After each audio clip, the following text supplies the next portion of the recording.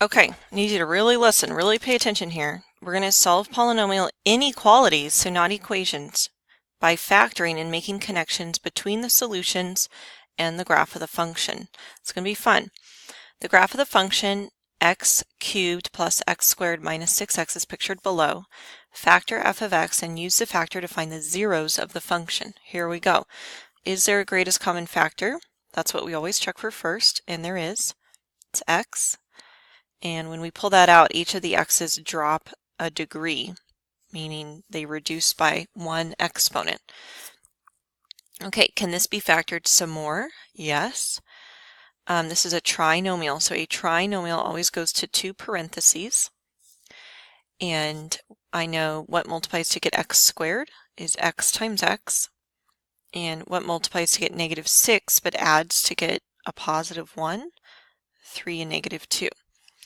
Okay, I factored. Was that all we were supposed to do? Let's check our question again. Factor and use the factors to find the zeros of the function. So if each of these equals 0, then that will give us how many factors? We're going to have 3 factors. So the first factor is, the first 0 is x equals 0. Awesome. The next 0, we got to move the 3 over, so subtract the 3. And then add this 2. Now, what are these supposed to be on the graph? How do we know if we did it right? Let's check the graph.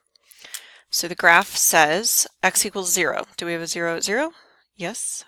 X equals negative 3. Do we have a 0 at negative 3? And x equals 2. Awesome. Did you mark your graph like I did? Please do so. When I come by your desk, I should see 3 dots here. Using the graph, identify the values of x for which each of the following equations or inequalities is true. Hey, where does f equal 0? Label x and y so we don't get confused. And isn't f of x, isn't that y? Yes. So where is y equal to 0? Well, y is positive up here and negative down here. So 0. What are the x values? What are we trying to find? For which y is 0? Well, we just found them, right? It's going to be negative 3. X equals negative 3, 0, and 2. Those are the zeros. Okay, where is f greater than 0? This means above the x-axis. Not on it, but above the x-axis. So I'm going to use a green for positive.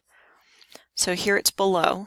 So from here to here, the y's are greater than 0, and from here to here. Now what we're going to do is we're going to write down what does here to here mean and here to here, what I just said. Okay, what does that mean?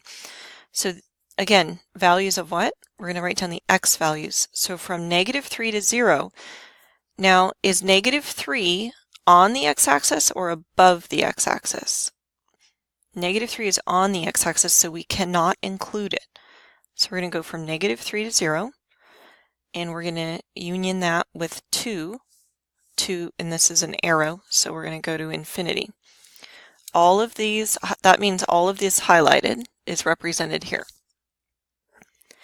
What is f of x is less than 0? What does that mean? Well, that means below the x-axis. And if I were to highlight that, that would be this piece and this piece. And how do we describe that in x values? This has an arrow, so that's going to be negative infinity, meaning going to the left. And that goes to negative 3. And then we union that with the domain from 0 to 2. Okay. This means, because it says equal to, now it wants the zeros and all the numbers above the x-axis. So this means on or above the x-axis. So we're going to include the negative 3 because that is equal to 0 to 0. And then we're going to union that with the 2, which we're going to include, but the infinity can never be included. So what we're doing is we're adding brackets to include these 3 zeros. Do you understand that these 3 zeros are the numbers down here?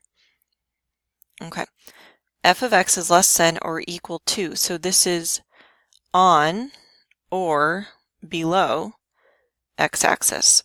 So that just means include the zeros. So we have negative infinity to negative 3, and now negative 3 is on the axis, so we're going to include it, whereas before we did not include it. Included, not included. And we're going to union that with 0 to 2, both included. Fun? Okay.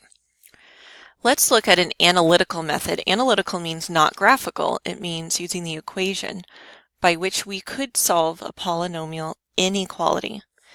Completely factor the given polynomial provided it is not factored already. Is this factored or not? Nope. Is this the same as above? Yes, so we already know how it factors, and I'm just getting this from above. But now instead of having an equal sign, we have a greater than 0 sign. What? Set each factor equal to 0 to find the zeros of the function. We already did that, right? Okay. Check. Draw a number line that is divided into segments using the zeros. I bet you don't know how to do that. I'm going to show you. We're going to have a number line. Oh, the lights, the lights, the lights. Okay, so here we are. 0. And I'm going to go big. 2. 1, 2, 3, negative 3. Draw a number line that is divided into segments using the 0. Do you have an eraser? Let's erase. I want these numbers above. I'm going to show you why. I want them up here. Negative 3, 0, 2. But these are the zeros. And watch, we're going to draw a line. Okay. That's this step. Ready? Now we're going to go here. Choose a number from each interval and determine the sign of each factor of the polynomial based on the chosen value. This will enable you to determine if the entire polynomial is positive or negative on the interval in question. Okay, choose a number from each interval. Did you see the zeros here? We drew these lines. Did you draw them right below the zeros? Okay. Choose a number. What is a number less than negative 3? Negative 4? Okay, we're going to plug negative 4 into our factored equation. So watch. I have a little tiny space here. So negative 4, what is negative 4 plus 3? Negative 1. And what's negative 4 minus 2? Negative 6. Okay, sorry, teeny tiny. Okay, what is negative 4 times negative 1 times negative 6? Do you agree that's going to be a negative 24? All we really care about is if this is positive or negative. Okay, what did I do? I took a number less than negative 3 and I plugged it into the function and we got a negative number. So we're going to say f of x is negative for all values less than negative 3. Okay, let's pick a number between 0 and negative 3. It doesn't matter, but let's just go with negative 1. Okay, I say okay a lot in these videos. Negative 1. Okay, plug it in for each x. You ready? Negative 1 times negative 1 plus 3. Negative 1 minus 2. Okay, let's find this number. Negative 1 times 2 times negative 3. Do you agree that that is positive 6? What that means is that everywhere between negative 3 and 0, the function is going to be positive. Okay, what's the number between 0 and 2? 1. Good. Plug it in for each x. 1 times 1 plus 3 times 1 minus 2. Is that positive or negative? 1 times 4 times negative 1 will be negative 4. So the entire function between 0 and 2 is negative. What's a number greater than 2? 3. 3 times 3 plus 3 times 3 minus 2.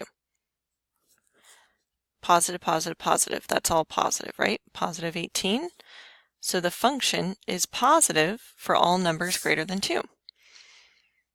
Isn't that fun? Okay, this will enable you to determine if the entire polynomial is positive or negative on the interval in question. That's this bottom line here. Hey, refer to the original inequality sign. In this particular example, the inequality symbol is greater than or equal to, which means the solution will be the values that make the polynomial equal to 0 or positive. Write the solution of intervals. Ooh, okay. So, where is this polynomial greater than or equal to 0? Is this greater than or equal to 0? No. Let's write no. No. Is this greater than or equal to 0? Yes. Is this? No. Is this? Yes. So the parts that are greater than or equal to 0 are from -3 to 0 and 2 to infinity. Okay, I just got the answers from here. Do these answers match number, which one is it? Number 4? What? Where is the function greater than or equal to 0? Do they match? Awesome. Woohoo. Okay, I think that's it. Yeah, we're going to do the other examples in class. Okay? I think. Yes? Okay, that's it.